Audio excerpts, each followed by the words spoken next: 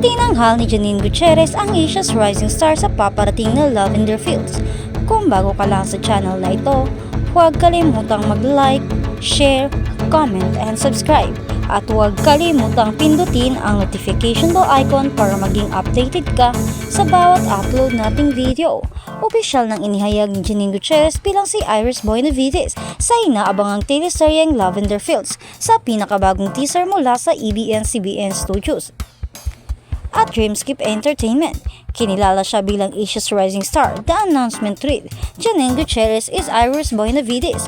Nagbabalik ang Asia's rising star na may paghihiganti sa primetime bida. Abangan si Janine Gutierrez sa grande serye ng taon mula sa ABS-CBN Studios and Dreamscape Entertainment.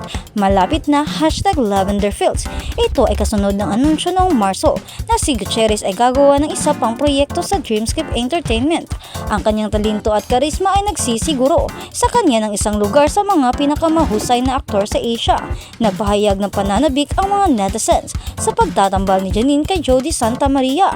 Inaasahang isang nakakahimok na pagpakita ng kahusayan sa pag-arte. Si Janine ay naging malawak na kinilala para sa kanyang pagpapahayag na pag-arte sa hit series noong nakaraang taon na Dirty Linen na umani ng papuri mula sa parehong mga tagahanga at mga kritiko. Kapansin-pansin noong nakaraang taon ay nakita sina Janine at Jody sa isang competitive primetime slot battle kasama ang kanilang mga palabas na ginawa ABS-CBN Studios at Dreamscape Entertainment. Ngunit ipinalalabas sa magkaibang network. Ang Dirty Linen ni Janine ay pinalabas sa TV5 at Unbreak My Heart ni Jody sa co-produce na GMA Network. Sabik na inaabangan ng mga tagahanga ang pagbabagong interaksyon sa pagitan ng mga karakter ni Janine at Jody sa Lavender Fields. Nirenew ni Janine ang kanyang kontrata sa ABS-CBN noong November 2023 na pinatunayan ang kanyang pangako sa network at siniguro ang kanyang pwesto sa primetime lineup na ito. Parehong mga diyosa at parehong mga magagaling na artista sina Janine Gutierrez at Jody Santa Maria, kaya abangan ang paparating na palabas ng Lavender Fields dito lang. Robin Padilla excited sa pagbabalik pelikula, Sharon muling makakatambal. Hindi mapagsidla ng sayang nararamdaman ni Senator Robin Padilla sa ginanap na intimate medico ng Gringo, The Gringo Nelson Story, dahil siya na ang napiling gaganap sa pelikula. Nabanggit ng senador na idolo niya ang Ram leader at matagal na rin niyang gustong gawin ang biopic ni dating Senador Gringo Nelson. Say ni Robin, matagal ko nang kinausap si Senator Nelson about depicting his life story but it never materialized. Perhaps ito na yung perfect moment. So when the role was offered to me, hindi ko na natanggihan. I have waited this opportunity. Nabanggit din niya na sana'y simulan na agad ang shooting habang nakabreak sila sa Senado dahil pag meron na ulit ay mahihirapan na siya. Pero nangako naman siyang gagawin niya ang paraan ito para matapos. Senator Nelson is close to my heart. Pareho kaming revolusyonaryo. I'm truly honored to finally bring this film to completion. While I have many unfinished projects at may iba pang tinanggihan.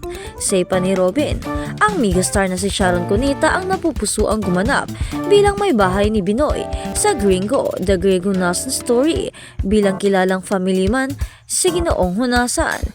Hangang-hangang araw ngayon si Robin kay Sharon dahil pumayat na ito at healthy, kaya nagulat siya nang banggitin na tila may dinaranas ngayon ang aktres sa kanyang kalusugan. Pagkatapos niyang maging sexy saka pa siya nagkasakit. Anong sakit? Emotional o ano? Hindi kami nagkakausap ni ma'am, tawag niya. Tatawagan ko nga, nakakapigla naman. Minsan nga binibiro ko, hindi lang ako sinagot, sabi ko, pwede na tayong ma-love scene. Hindi ako sinagot. Nakangiting kwento pa ni Robin. Pwede ba silang mag-love scene sa pelikula? Lalo't isang may posisyon ng gobyerno ang aktor. Mag-love scene. Pwede ba siya? Nakikilala akong aktor at maiintindihan ito ng mga tao. Huwag lang siguro akong gagawa ng penetration, katwiran ng senador. Bakit nga ba si Sharon ang gustong leading lady ng Buraco Films production para kay Robin? Maganda kasi yung samahan namin. Hindi nawawala yung kilig doon, pero yung drama na gagawin ni Sharon, iba yung intensity ni Sharon sa drama. Paniniwala pa ng senador. May gagawin kasing series si Sharon kasama sina Jolie Montes at Samuel Lee, kaya baka hindi na ito tanggapin.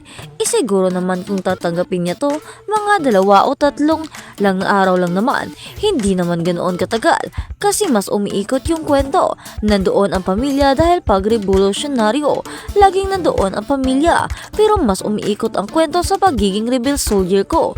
Paliwanag pa ni Binoy, pagbabahagi ng producer na si Attorney Ferdy Topacio. This is the true version. Hunasan is a historic figure, and that's why we decided it was time to make this film. The public deserves to know many truths, and this project is long overdue. This is an epic production. I believe this is the first in our industry creating a movie about a living hero. Hunasan is a living hero, and this is will undoubtedly be a grand production. Si Eric Ramos naman ang susulat ng script ng biopic ni Hunasan. The former senator's life is so colorful. Napakalawak ng scoop. It was thoroughly challenging to decide which highlights of his life to include in the film. We had several set-downs to finalize the script. Samantala, planong isali ang Gringo, The Greg Hunasan Story sa 2024 Metro Manila Film Festival at sana raw ay umabot sila, kaya aligaga ang 2 direktor na sina Lester Di Maranan at Abdel Langit.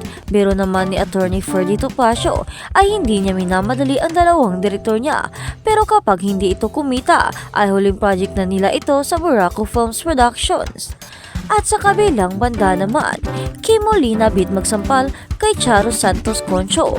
Willing na willing ang actress na si Kim Molina na magpasampal sa award-winning veteran actress at isa sa mga boss ng ABS-CBN na si Charo Santos Concho. Ito ay may kaugnayan sa trending na pagtutuos ng karakter ni Charo bilang si Tinding at si Len Nelina na ginampanan naman ni Mercedes Cabral mula sa action drama series na FPG's Batang Quiapo.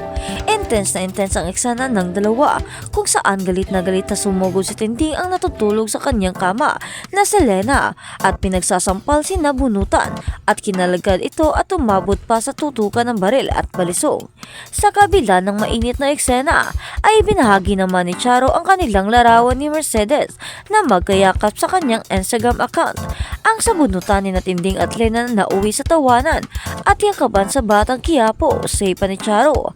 Makikita sa comment section ang iniwang komento ni Kim sa entrance scene ni Charo at Mercedes, say pa ng actress. Isa sa mga pangarap niya ay ang makaeksena at masampal ng dating presidente ng ABS-CBN, Madam Charo Santos. Grabe ito. Pangarap ko rin pong masampal mo please, saad pa ni Kim. Nagreply naman sa kanyang comment ang veteranang actress. Haha, grabe ka. Sagot naman ni Charo kay Kim, talagang bit na bit ng jowa ni Gerald Napoles ang makaeksena si Charo at sinabing willing ito kahit walang linya. Charo Santos ay Ma'am Charo, kahit walang lines abang ko na, agad mukha ko. Opo, hirit pa ni Kim.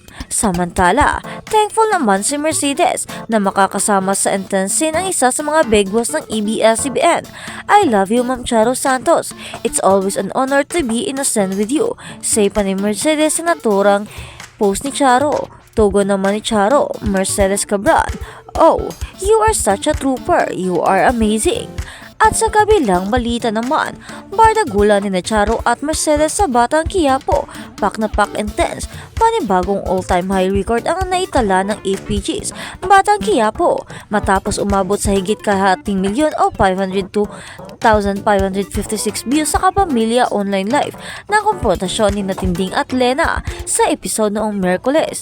Patok na patok sa netizens at trending sa social media ang pinaka-inaabangang pagtatapat ni Tinding at Lena, kung saan kaliwat ka na nasampal ang inabot ni Lena mula kay Tinding. Anila, deserve ni Lena ang nangyari sa kanya, lalo na try na ang tingin niya sa sarili niya kahit kabit lang naman siya ni Rigor.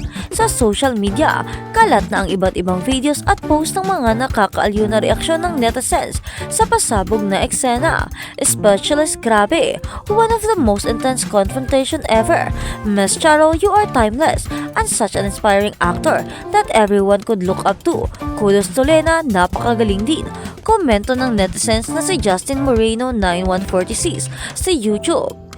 Sobrang satisfying ng ilang araw na paghihintay sa epekto sa bunutat at sampalan ni Lena at Tinding, lalo na yung limitless na sampal ni Ma'am Charo kay Mercedes at pagkalagkad habang sinasabunutan. Post naman ni Carlos Miguel 652 sa X or dating Twitter noon. Sa pagpapatuloy na kwento ng FPG's Batang Quiapo, muling magkakagulo sa bahay ni Rigor kapag nalaman na nilang lahat ang nangyaring pag-iiskandalo sa pagitan ni Tinding at Lena. Samantala, iba naman ang pagkakaabalahan ni Tanggol or Coco Martin dahil nangako siya kay Bubbles na gagantihan niya si Pablo matapos itong bastusin ang dalaga. Huwag palalampasin ang maaksyong kaganapan sa FPG's Batang Quiapo na hango sa orihinal na kwento ng Wiggle Films gabi-gabi at PM sa iba't ibang platforms.